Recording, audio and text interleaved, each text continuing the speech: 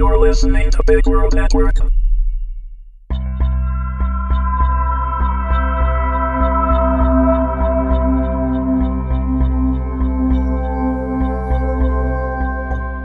Incubus, Episode 1, written and read by Amanda Meuwissen. Nathan Grier hit the ground hard on his hands and knees, gasping for breath. Traveling through the Vale with Jim had always been so effortless. Nathan had forgotten how much his brother's presence protected him. Without Jim, even a brief trip just hurt everywhere. Pushing up from the ground and sitting back on his heels, Nathan gulped down air to steady his pulse.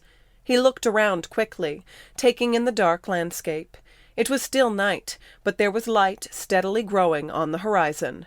He did not have much time.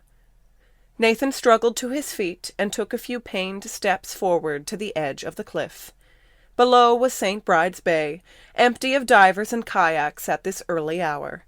Normally, Nathan would be able to clearly see the lush green hills, steep drop-offs, and spattering of flowers that had not yet died with the growing autumn cold, but for now the world was covered in darkness.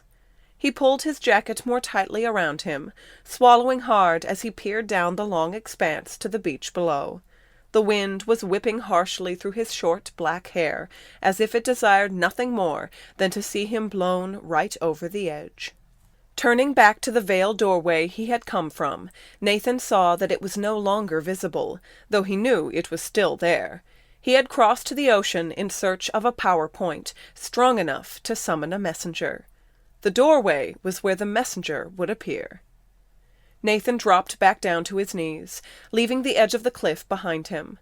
Removing the small blade from the strap on his ankle, he cut a shallow but distinct divided circle into his left palm. He maintained the grip he had on his knife as he carefully pressed the bloody symbol he had carved into his hand to the grass and soil beneath him. The words of the summoning spell poured from Nathan's lips, and with every new line spoken, he could feel something like a current climbing up his arm from the ground. It almost hurt, almost renewed that awful pain he had felt when he first arrived, but he ignored the sensation. As the last line of the spell left him, Nathan stretched his bloody palm toward the doorway in offering. Light erupted from the once again visible entrance into the Vale. The beauty of a true fae nearly blinded Nathan as the messenger he had summoned stepped onto the cliff before him. Nathan had seen fae on the other side of the Vale, but never a messenger. Never any kind of she. She were fae of royal blood, powerful, but incapable of leaving the Vale unless they were summoned. To see one as she truly was, in the mortal realm, without his brother's protection, was almost more than Nathan's all-too-human senses could bear. But he was too stubborn to be struck dumb by the sight of some damn fairy. "Nathan Grier," said the messenger, sounding pleased. Her voice was like the wind and echoes in a cavern. She was beautiful as all fae were, but Nathan knew she could also be terrible in appearance if she chose to be. Most fae looked human enough, but the devil was in the details, and it was more their presence that overwhelmed than any physical trait. The messenger's hair was auburn and impossibly long, as if it could become a cloak that would drape around her. Her eyes glowed amber from behind a bird-like mask of gold and red, with the long, sharp beak covering most of her face. This messenger was a harpy. Her ears tapered to points, her fingernails were sharpened like talons, and the flowing fabrics that covered her body were shredded from harsh winds and battle. Although Nathan could not see wings, he heard the sound of flapping when she moved closer to him and gestured for him to stand. Nathan could not afford to show fear, so he stood, confidently, still clutching his knife tightly in his uninjured hand, and spoke. "I offer a trade for the return of my brother." "Do you now?" said the messenger. "We have been waiting years for James Grier to join the court. What could you possibly offer that would be worth more than a changeling?" That word, changeling, made Nathan cringe, but he spoke on. "You can have me." "You!" the messenger laughed. You expect me to believe you would offer yourself and willingly become a shadow immortal, a slave? Nathan straightened. If that's what it takes. You can't claim a human slave unless they offer themselves freely. I know that, and it's a rare thing to have these days. I will give myself to the Dark Fae Court. Just return my brother and leave him alone. The messenger's head tilted toward Nathan, clearly intrigued. Nathan had heard stories of what happened to humans who made bargains with Fae. Fae were immortal. Humans were not. But if given freely to the Dark or Light Fae Court, a human man or woman could become something almost immortal, only imperfect and obedient, like a wraith without any will of its own. To the Fae who owned such slaves, it meant great prestige and power. She would take the deal. James is not the same as he was when he left you, said the messenger, and although Nathan could not see her lips beneath the beak of her mask, he knew she was smiling. He is, and always has been, a changeling. Now that he has been with the Dark Fae Court, his powers will begin to mature, and true awakening is not far behind. We cannot reverse what has already come to pass. We would only be able to cloud his mind for a time. Fine, then cloud his mind, whatever. Just let him go, said Nathan. He has to remember that he's Jim. If he's Jim when he comes back, then I know he can stay that way, no matter what you bastards did to him. The messenger grew silent. She watched Nathan with a scrutinizing stare for some time. Then, without giving the slightest sign that she might move until she did, she swooped toward him. The sound of her invisible wings rustled as she drew closer, and the tips of her long auburn hair dusted the edges of the grass.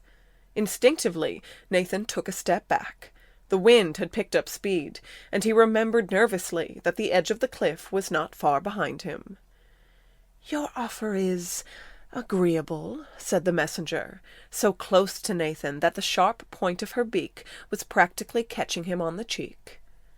"Though we cannot promise, James will not remember in time, and seek us out himself."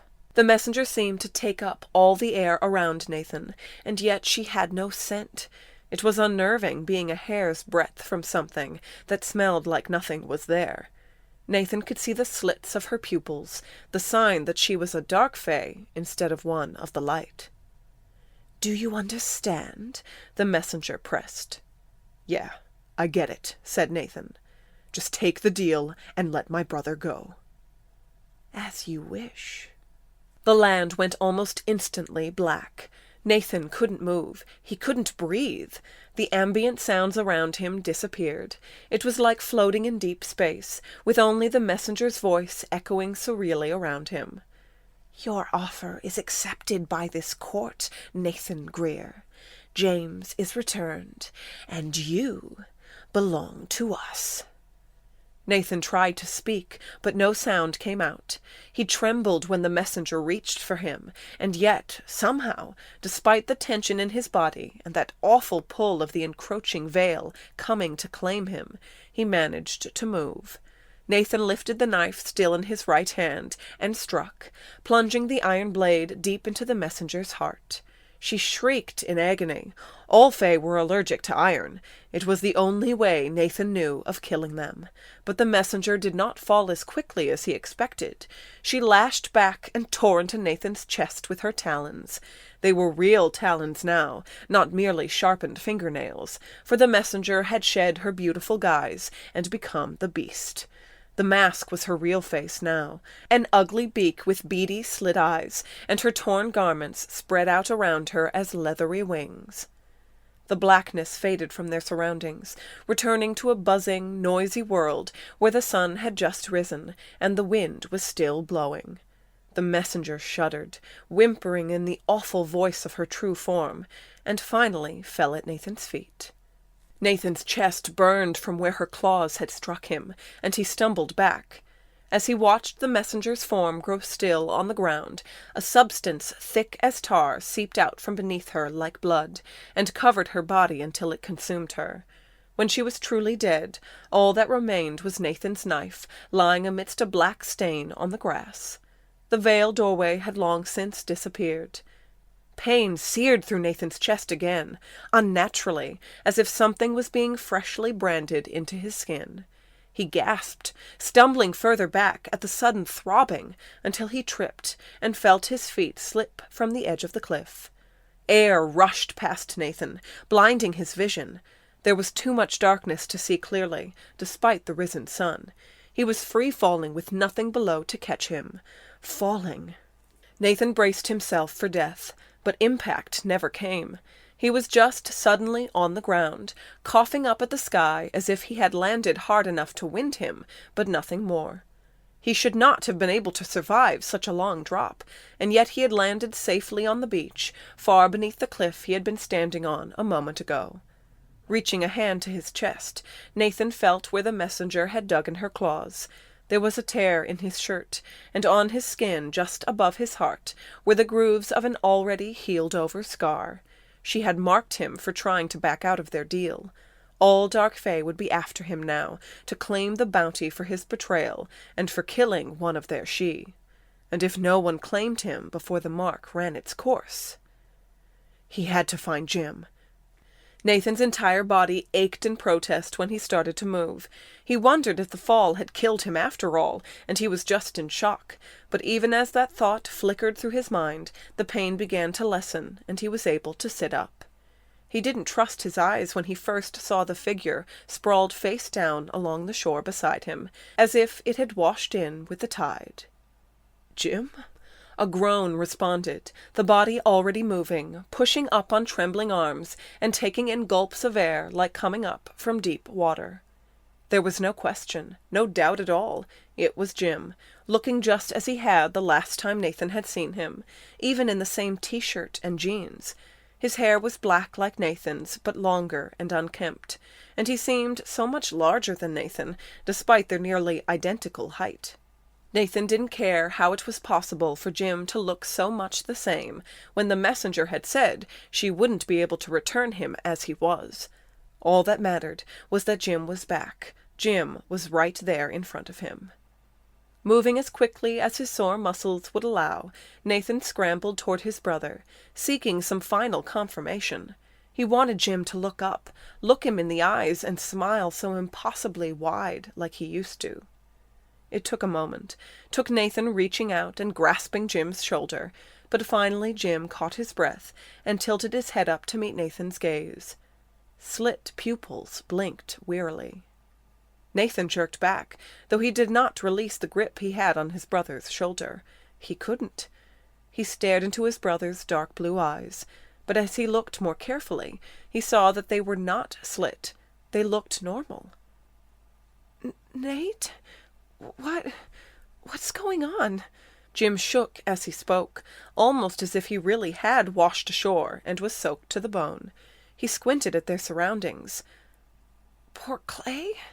Whales? How did we get here? Wasn't I out getting pizza?" He looked back at Nathan, completely lost. The messenger may not have been able to wipe Jim's memory, but she had kept her word and clouded his mind for now. Nathan was grateful, even though he didn't know how long that brief reprieve would last. "I'll tell you everything," Nathan said, smacking his brother's shoulder and giving it a good squeeze. "But first let's get ourselves somewhere a little warmer, huh? The doorway, remember, is all the way up there." He pointed up the cliff face. Jim groaned. "Then why the hell are we down here?" A broader smile tugged at Nathan's lips. "Quit complaining, you big girl," he said, and stood to help Jim up as well. As pained and wobbly on their feet as both brothers were, Nathan led them back to the top of the cliff to summon the doorway and leave Wales behind. Explanations would come later.